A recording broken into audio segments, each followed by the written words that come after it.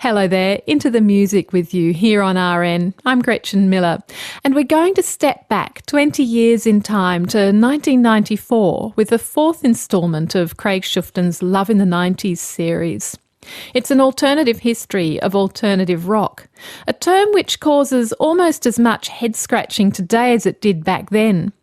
When the word first appeared in the 80s, it stood for a kind of rock music found outside the mainstream, without major labels or the support of commercial radio. But after the popular and commercial success of alternative bands like Nirvana, Pearl Jam and Soundgarden, alternative had to be redefined. For some, it meant sticking to your principles, refusing the major label deals and MTV spots no matter how much you'd like the money. But for others, alternative came to mean something like being yourself or doing whatever you want, a definition which easily allowed its adherents to become rock superstars while still calling themselves alternative. And so by the mid-90s, the stage was set for a clash between the music's underground stalwarts and its newfangled rock stars. And we'll hear from people like PJ Harvey and Kim Deal, Steve Albini and Billy Corgan, and learn how the backroom politics of the underground shaped some of the most popular songs and albums of the mid-90s. What happened when alternative music first came out was authentic. It was a reflection of what was happening at the time, and it had to do with authenticity. So this is the reflection of the authenticity now. We're in the reflection of it. Music means time. The 1990s were It's an alternative. Cool. Love. 90s. Right. An alternative history of alternative rock. This is a story about unpopular music and what happens to it when it becomes popular. Because of the whole Nirvana thing, I don't know if you've heard about that. yeah. It's about a handful of underground or alternative bands from Britain and America in the early 90s who suddenly found themselves in places where those kind of bands were not normally supposed to be. On commercial radio, on national TV, standing on stage in concert halls and stadiums in front of thousands of people. A lot of people get embarrassed about all this success that they get. They go, oh, I didn't really want it. You know what I mean? Of course you wanted it. You know what I mean? Because that's what you go out for. You don't matter whether you're in a band or you're whatever. In this interview from 1994, Liam Gallagher of the British group Oasis is referring simultaneously to Eddie Vedder of Pearl Jam and Kurt Cobain of Nirvana, both of whom had spent a good deal of the past 12 months complaining about how much they disliked being famous. It's an unflattering portrait and also, unfortunately, a totally inaccurate one. Because while Vedder and Cobain could be accused of being naive, neither were dishonest. Both had got into music for reasons that had nothing to do with being famous. Kurt had an ethic toward his fans that was rooted in the punk rock way of thinking. No band is special, no player royalty. And when they found, to their horror, that they'd become celebrities, they did everything within their power to make themselves unfamous, without giving up the thing they loved doing. It's not my fault. I've never wanted the fame involved. That's a totally different story. Cobain wondered in 1992 if there might be a way to put a clause in his recording contract that would restrict the number of times radio or MTV could play his songs. You can imagine how far this idea got him. This left Nirvana with no choice but to try to make music that radio stations and MTV would not want to play. And this is what they set out to do with their third album. There's definitely going to be some more abrasive songs on the next record. You know, we're going to do something, just totally test the limits. Really raw and abrasive to very pretty and candyish. All the radio listeners or the MTV watchers or whoever just like really test them and shove something totally aggro in their face and see if they can handle that. Since Nirvana's new goal was to alienate rather than to appeal, the radio-friendly sound of producer Butch Vig could be of no further use to them. Instead, they decided to work with Steve Albini. Hi, this is Steve Albini. Steve Albini, who is actually kind of the controversial Steve Albini. Who had produced two of Kurt Cobain's favourite albums, The Breeders' Pod and the Pixies' Surfer Rosa. Where is my mind? Where is my mind? Where is my mind? It's just that sound that we really liked. We thought that sounded so natural and real. Albini didn't really like Nirvana's music, but he did have a certain amount of sympathy for their position. He was a fiercely independent artist with a deep hatred of corporate rock and the mainstream music industry, so he really liked the idea of the biggest band in America setting out to sabotage rather than expand the market for its music. He agreed to work on the record, and as part of the pre-production process, he sent them a copy of an album he'd just produced for a British group named PJ Harvey. Well, that was a tremendous experience, really, all the way around. I think she's a genius.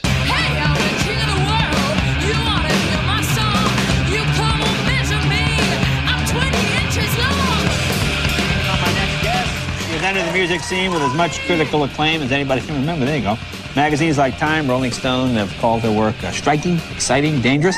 If Nirvana really wanted to scare people with their new album, they could do a lot worse than to follow the lead of Polly Jean Harvey, because people were really, really frightened of her in 1993. I must say, you know, from listening to your music, I kind of had an impression that you might be more outwardly angry than you are. I'm sure you get that a lot. Yeah, all the time. In fact, every person I meet practically says afterwards, I'm really surprised you're such a nice person. I really thought you were going to be horrible. In this interview, Harvey goes on to blame this image problem on the British music press. Where I have been painted as quite an angry and forbidding kind of woman. But to be fair, she had set out to scare people with her band's music.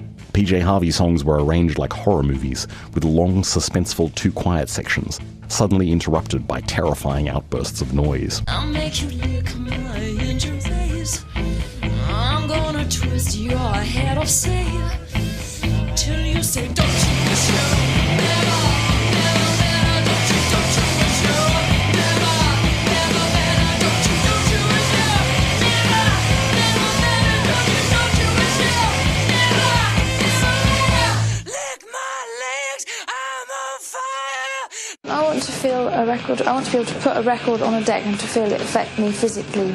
I want to feel it going through my legs, through my stomach, right in my head. Now, the producer you chose, Steve Albini, who is actually kind of the controversial Steve Albini because of the whole Nirvana thing. I don't know if you've heard about that. Yeah.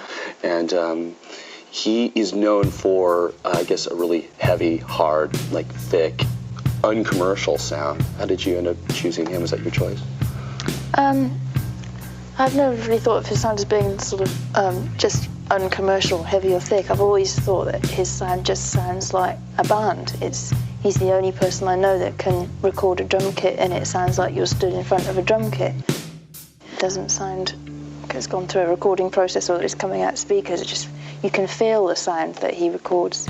All I've ever wanted is for us to be recorded and to sound like we do when we're playing together in a room, and that's never happened before. The music industry's usual way of going about things was to take an artist like Harvey and put them together with a producer who could tidy up their sound, smooth out some of the edges to make it palatable for a wider audience. Albini was considered uncommercial precisely because he saw it as his responsibility not to do this. You know, just as a fan, I respect and admire so many bands for being individuals and for being idiosyncratic that it's my obligation to honor their idiosyncrasies. Forgive me. Why should it be so outrageous to hear musical art as it is instead of how the industry or the audience would like to have it delivered? Albini didn't care much for the industry or the audience, whether he was in the studio making an album with Nirvana or out on tour with his own band, Shellac. We can pretty much do whatever we want, well, you know, during the song. And some of those sections have been getting quite indulgent lately, and I've been enjoying it. But where do you draw the line? I mean, you might be enjoying it, but what's it doing to the audience? That's not of interest to us. That's none of our business. If really, whatever their response is, it's an absolutely tertiary concern to us. There's a point in doing it in front of people because you want other people to see what you're doing, but it is almost an entirely selfish concern when it comes down to the decisions about what we're actually going to do from moment to moment. This is all part of Albini's tough guy shtick, and it needs to be taken with a grain of salt, but it does reflect his deeply held belief that music ought to be personal and uncompromised, which is actually just a slightly more extreme version of a philosophy that most alternative bands embraced and espoused in the early 1990s. I always have a starting point of writing to please myself and not really aiming to write for anybody else. That's the way I've always done it. That's what they've always been. It's sort of a venue for my thoughts, the way I think them. Why don't you play 3-minute pop songs? Stick to the formula. Adapt yourself to fit some expectations. You know, we're talking about music and we're talking about individuals. And I respect and admire so many bands for being individuals. People who are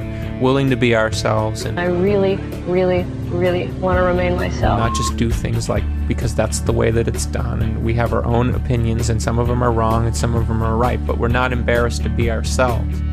This is Billy Corgan, lead singer of the Smashing Pumpkins. Being yourself was a very big deal for Billy Corgan. It was his personal philosophy, his musical manifesto, and also, he believed, the secret of his band's considerable success. In 1993, the Pumpkins' second album, Siamese Dream, produced by Butch Vig, had debuted on the Billboard chart at number 10 and had sold over 1 million copies by the end of the year. The band had appeared on the cover of Rolling Stone and Spin and sold out concerts wherever they went. They were, in other words, the coolest thing around.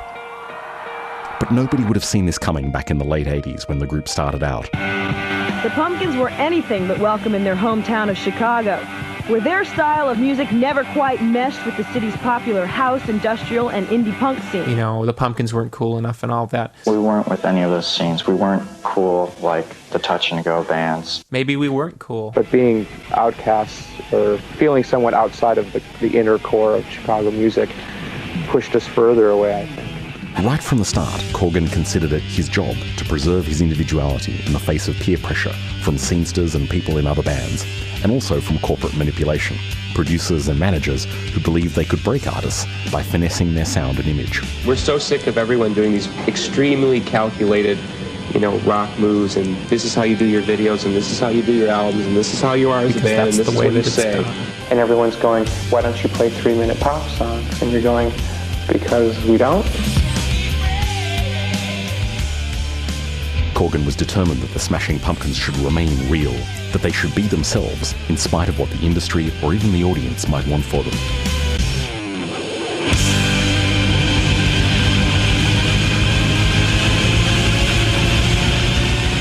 In fact, when it came to preserving the integrity of the Smashing Pumpkins, even the Smashing Pumpkins were kind of expendable. When the Pumpkins ran into drug and relationship problems during the making of Siamese Dream late in 1992, Corgan found that they were unable to play the songs the way he wanted to hear them. His solution was to erase the guitarist and bass player's parts and play them himself. A lot of people perceive me as some kind of evil Svengali or something that, I'm somehow this weird, cruel dictator. But I just have a vision, and I found people that can share my vision with me, and hopefully they'll grow to have their own vision. That's what I want for them. But I can't let their not having a vision stop me. With all this talk of self-expression and individuality, with his refusal to compromise his art for industry or audience, you might imagine that Billy Corgan was just the kind of artist that Steve Albini would admire. But this was not exactly the case. In fact, the year Siamese Dream was released, the producer wrote a long and carefully thought-out letter to the editor of a Chicago music paper, in which he denounced the Smashing Pumpkins, along with Liz Phair and another local group, former friends of his called Urge Overkill, for being what he called pandering sluts, because they'd sold out their talent and integrity in pursuit of airplay and major label sponsorship.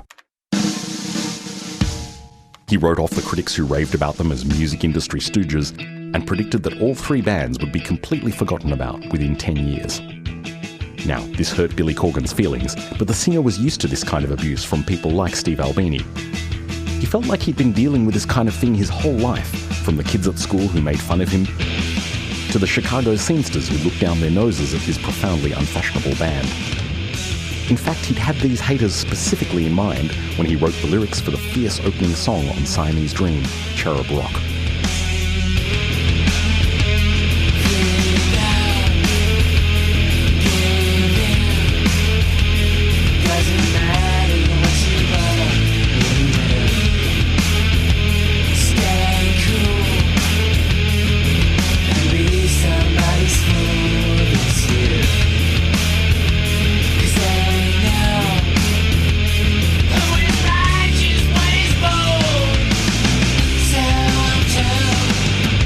Song about me kind of getting sick of the whole indie rock bullshit community, holier than thou. The Pumpkins weren't cool enough and all that. Maybe we weren't cool. Indie ideology or philosophy, if you like, said that it was cool to stay underground and make difficult music. But to be cool was to conform, and Corgan was resolved in all things to be himself, to do only what he believed in, which in this case happened to be playing world-class pop rock in giant venues with strings and mellotrons. For lack of a better term, I went through some kind of weird musical suicide where it was either continue to try and posture as something that I wasn't or just be myself, which is a sappy, corny rock boy who likes to write love songs and likes to write rock songs. The Pumpkins might be playing stadium rock, but they weren't doing it for the stadium. They were doing it for themselves, because it was the only way they could be themselves. This, as Corgan explained a few years later, was the whole point of the Smashing Pumpkins, and maybe the whole point of alternative rock. We have our own opinions, and some of them are wrong and some of them are right, but we're not embarrassed to be ourselves. And rock and roll pretty much up to the 90s was all about being somebody else.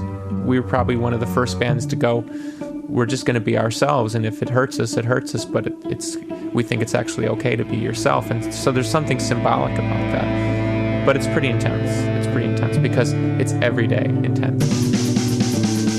Notice how here Corgan gets to paint himself as a rebel and an iconoclast because he wants to be famous and be a rock and roll star. It's a similar pose to the one taken up by Blackie O from Urge Overkill in an interview the following year. In 1992, Urge Overkill had enraged the indie rock bullshit community by signing to DGC and pursuing an aesthetic based on their reverence for 70s rock and pop dinosaurs like Cheap Trick and Neil Diamond. We're looking to be something else, you know. We're trying to find the ultimate groove, you know, and that's like a lifelong obsession for us. Girl, you got to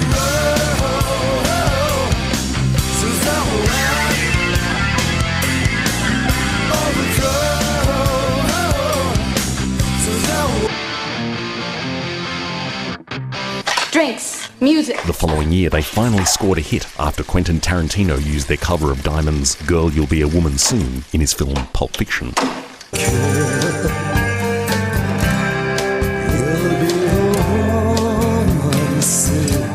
Which made the Steve Albinis of the world dislike them even more. But Blackie O had no time for such people. He wanted his band to go down in history. What's important is you should shoot for and aim for greatness, you know. Mediocrity is definitely out. I mean, I don't want to be like another musician in a band who's my age. You know, I want to be like somebody before me who was huge. You know, it's like there's no slight to anybody else around me, but I'm just looking to be like we're looking to be something else.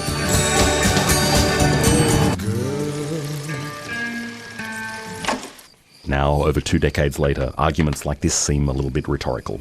Who are these people around him that Blackie thinks might be offended by him becoming a rock legend? Well, I think the force that artists like Blackie O and Billy Corgan were pushing against was personified by people like Steve Albini, but was actually the historical legacy of punk rock. Punk rock way of thinking. No band is special, no player royalty. He discovered punk rock. It was like a revelation. It was like, wow. Most musicians of Albini's age, born in the early or mid-60s, could tell you a version of a familiar coming-of-age story in which they discovered punk rock, had their musical world turned upside down, and immediately rejected all the radio-friendly hard rock and metal they'd been listening to up to that point, as Mark Arm of Mudhoney did when he got a load of the Stooges. Once I heard them, I knew most of the shit that I was listening to before was crap. The Sweet or Aerosmith or something like that, you know. But in the 90s, some of these artists were starting to listen to these pre-punk monstrosities again with fresh ears, and even admit in interviews that they kind of liked them. I like heavy metal music. What, Black Sabbath? Oh, absolutely. The Breeders might have pulled off the ultimate hybrid of arena rock and punk noise with their 1993 album, Last Splash. Do you know the one Black Sabbath song that goes...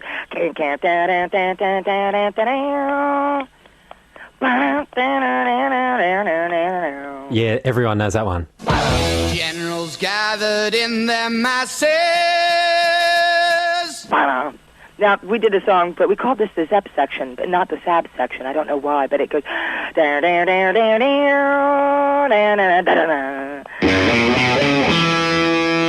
like all the different people. I like sticky everywhere.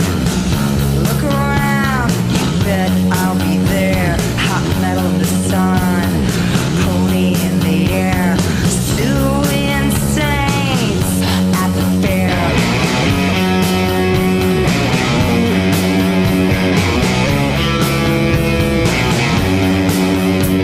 people have commented on the fact that the Breeders are a quirky band, and they're trying to figure out why they're quirky. Is it because they're naturally quirky, or is it because they can't play their instruments very well?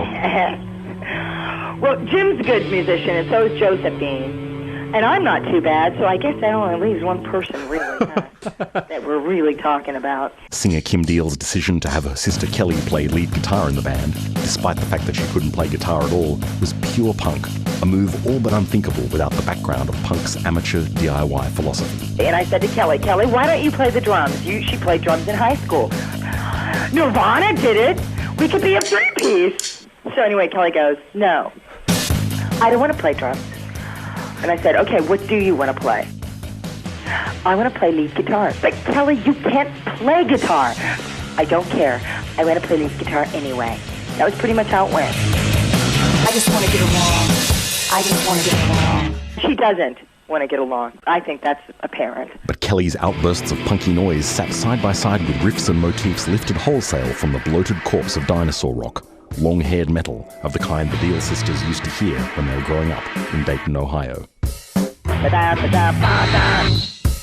Drawing on influences from bands the likes of Black Sabbath to Bauhaus and Bowie. Somebody before me who was huge. Beatles and Stones. The new Bowie or the new Morrissey.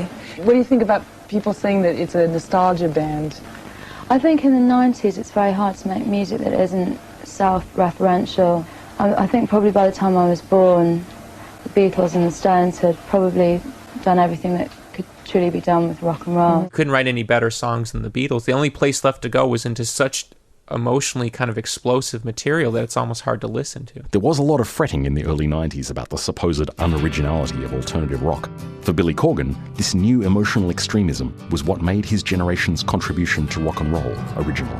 It's like they'll say, God, I don't know if I could ever talk about how my dad beat me, or, something like that, And as a writer, I mean, to me, it's the only place left to go in rock and roll.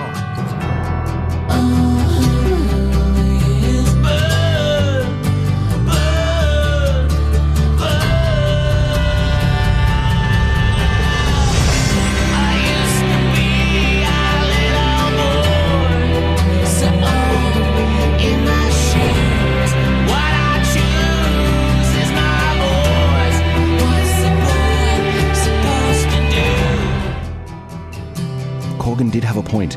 In terms of its confessional quality, its sheer emotional exhibitionism, alternative rock was way ahead of 70s stadium rock. The Sweet or Aerosmith or something like that, And a million miles away from the 80s party metal it had recently replaced. Motley Crue or Poison or Guns N' Roses. Hair bands. Rock and roll pretty much up to the 90s was all about being somebody else.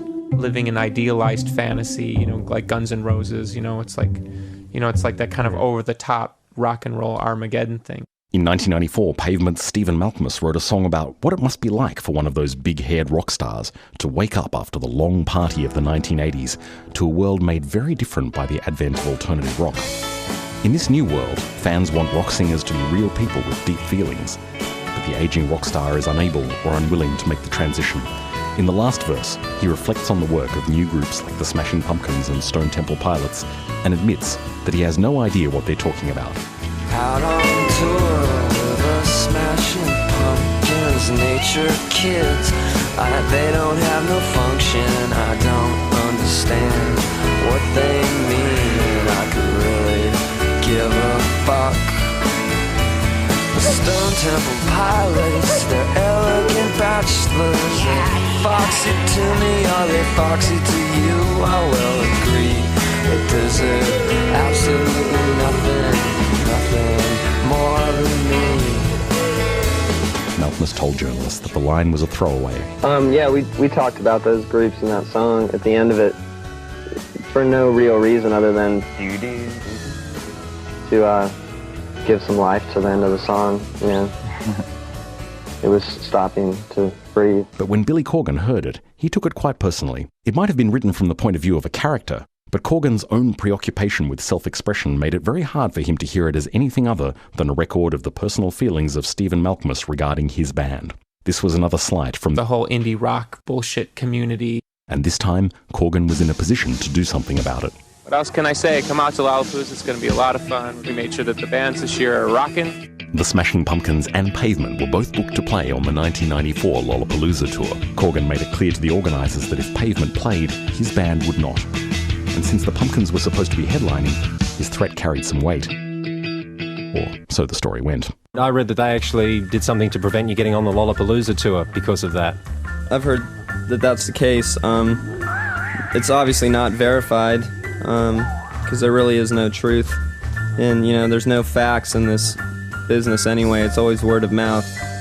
And I have no idea actually what they think about it. I bet if Billy and I were to meet man to man in a pub and have a drink, we'd probably get along just fine. Sadly, this fantasy reconciliation never came to pass, and Pavement did not join the Lollapalooza tour in 1994. It seems that anything I've read about you guys, you just sort of have this, fear of success. Not a fear. Just an unwillingness to be successful? Perhaps that's true, but on the other hand, I think that maybe the kind of success that you consider success wouldn't be success to us, It's right down to the practice room. Tension and fame's a career.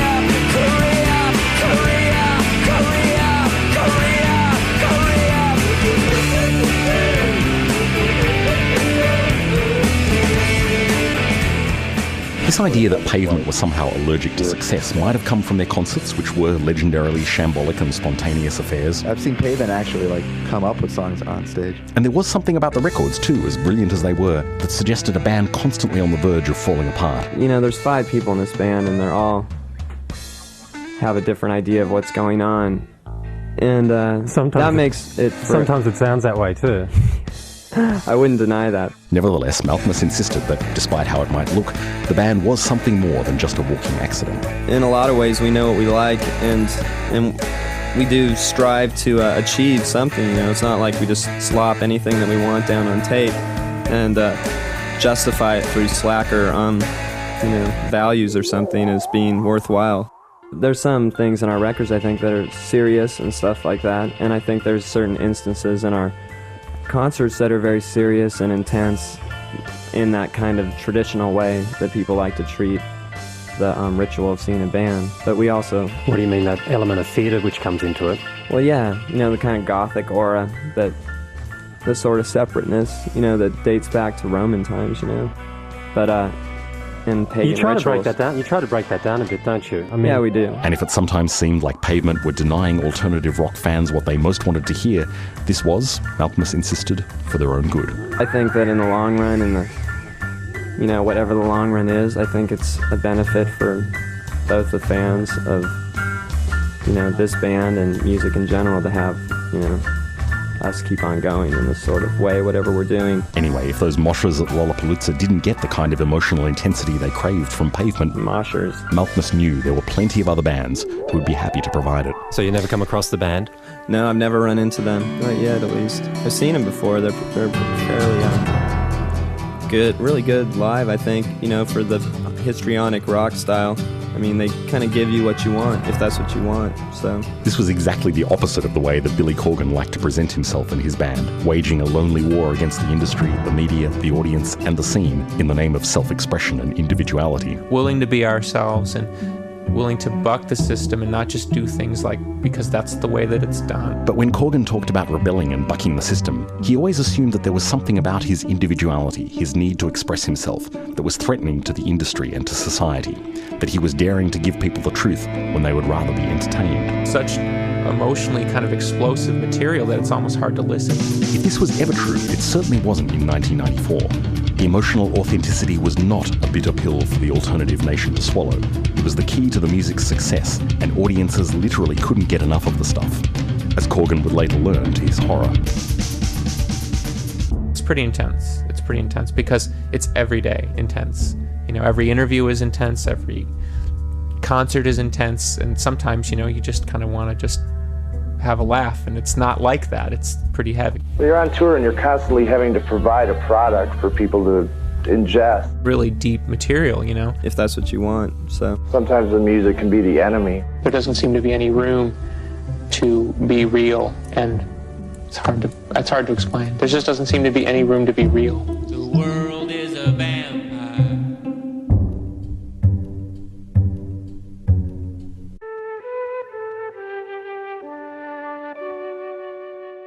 That's Craig Schuften there with his series Love in the 90s. More next week when we explore how...